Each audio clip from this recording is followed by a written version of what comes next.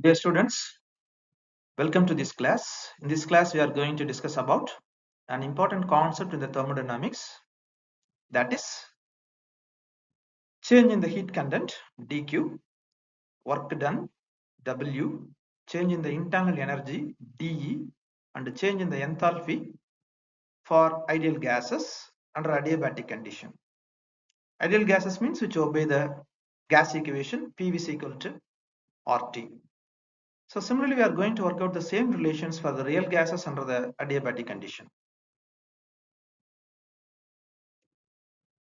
Now we know the first law equation, thermodynamics first law equation, D is equal to dq minus W, where D is the change in the internal energy and dq is the change in the heat content of the system and W is the work done. So now we fixed the condition as adiabatic condition.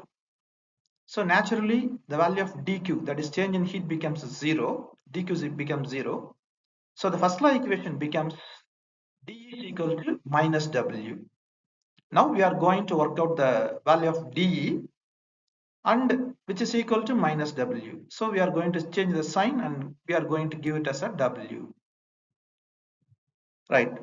We know the heat capacity at a constant volume, that is V is equal to dE by dt at a constant volume, where dE is the change in the internal energy and dt is the change in the temperature, and the process is taking place at a constant volume. Constant volume means isochoric process. Now the value of d is equal to Cv into dt. Just we are simply we are rearranging this equation. So now it becomes like this. So now d is equal to Cv into dt. Just integrate this equation between the limits E1 and E2 as well as T1 and T2. So on integrating this equation, this is the thing. Here, since Cv is a constant value, heat capacity at a constant volume, so that part is taken out. So the solution for the equation is delta E is equal to Cv into T2 minus T1. So this is the value of delta E. So what about the W? W is equal to minus Cv into T2 minus T1. Because we know the relation between delta E and W.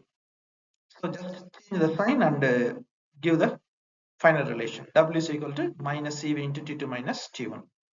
Right now, since the condition is adiabatic, so dq is equal to 0, delta E is equal to Cv into T2 minus T1, whereas W is equal to minus Cv into T2 minus T1. Now finally we are going to find out the value of delta H. The value of delta H is equal to delta E plus P delta V. This is a relation we know.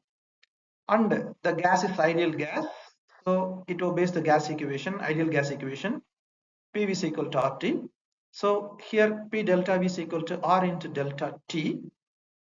Therefore, the value of delta H is equal to delta H, which is equal to delta E plus R into delta T. Now, we know the value of delta E. So, delta H is equal to Cv into T2 minus T1. This is the value of delta E plus R into T2 minus T1. Now, we know the relation between Cp and Cv, that is heat capacity at a constant pressure, heat capacity at a constant volume, that is Cp is equal to Cv plus R. So here you are having the term Cv, right? So here we are having the term R. So just to sum these two values, Cv plus R. Therefore, delta H is equal to Cp into T2 minus T1. So these are the relations. So we have seen Q, dq, W, delta E and delta H. Thank you.